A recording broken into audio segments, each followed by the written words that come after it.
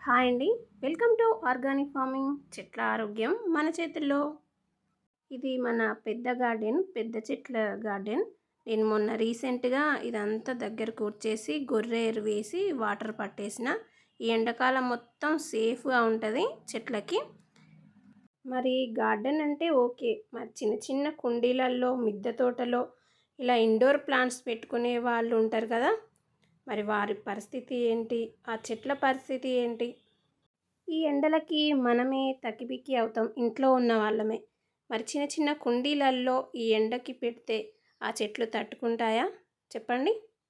అందుకే ఈ వీడియో అందరికీ, గార్డెనింగ్ చేసే వాళ్ళకి, ఇలా కుండీలల్లో పెట్టుకునే వాళ్ళకి చాలా బాగా యూజ్ అవుతుందని ఈ వీడియో మీ ముందుకు తీసుకొచ్చానండి. ఈ వీడియో లాస్ట్ వరకు స్కిప్ చేయకుండా చూడండి. నచ్చితే ఒక లైక్ ఇవ్వండి. మీ అమూల్యమైన లైక్ మా వీడియోస్ని ఇంకా కొంతమంది షేర్ చేస్తుంది.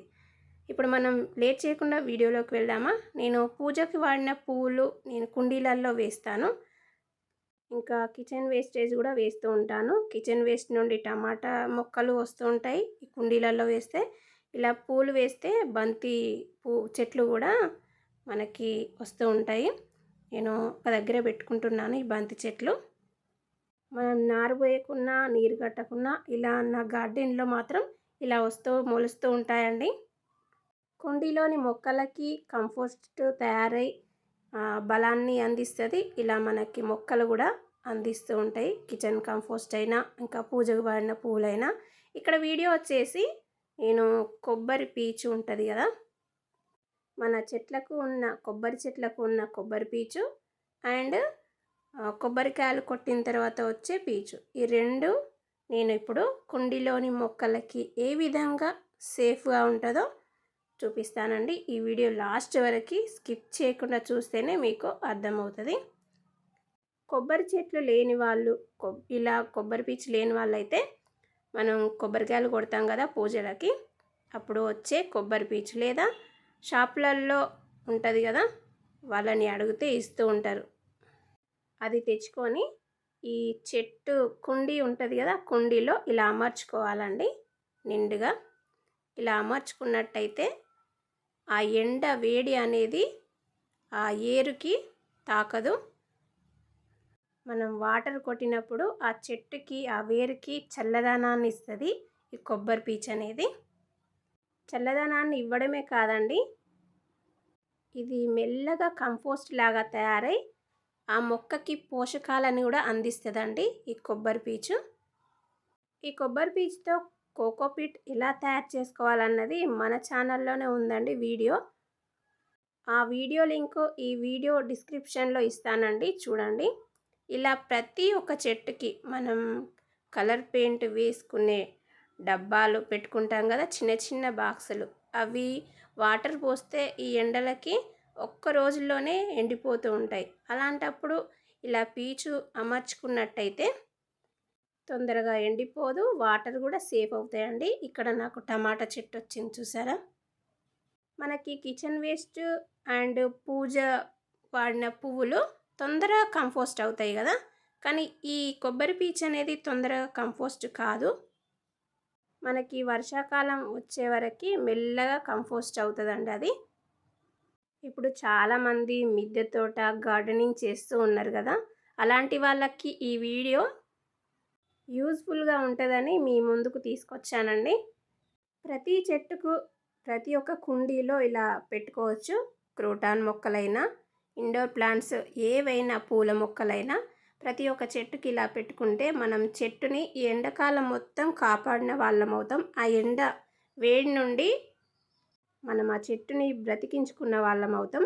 ఇక్కడ చూడండి, క్రోటాన్ మొక్కలు, మనీ ప్లాంట్స్, స్నేక్ ప్లాంట్స్, గులాబీ మొక్కలు, ప్రతి ఒక్క మొక్కకి నేను ఇవి పెట్టుకున్నానండి. ఇలా పెట్టుకున్న తర్వాత మనం వాటర్ ఇచ్చినట్టయితే ఒక 4 days వరకు చల్లగా ఉంటుందండి ఆ చెట్టుకి. ఇది లేకపోతే నార్మల్గా వాటర్ ఇస్తే ఒక్క రోజులోనే ఎండిపోతుంది కదా సాయిల్ అనేది. ఆ పీచు అనేది తొందరగా కంపోస్ట్ కావడానికి నేను ఇంకా కొన్ని టిప్స్ చెప్తానండి. ఇలా అన్నిట్లలో నేను పీచు అనేది అమర్చుకున్నా. నెక్స్ట్ వచ్చేసి కింద నాకు కోకోపీట్ కొంచెం వచ్చేసింది, దాన్ని నేను చెట్లకు వేసుకుంటున్నా. ఈ కోకోపీట్ ద్వారా కూడా చాలా మంచి లాభాలు ఉన్నాయండి. చెట్టుకి బలాన్ని అందిస్తుంది, చెట్టుని ఆ సాయిల్ అనేది సారవంతం చేస్తుంది, పోషకాలు కూడా లభిస్తాయి ఆ కోకోపీట్ ద్వారా.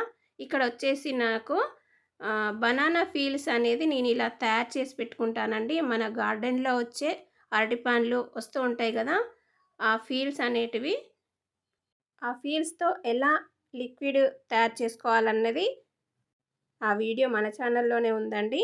ఆ వీడియో లింక్ ఈ వీడియో డిస్క్రిప్షన్లో ఇస్తానండి, చూడండి.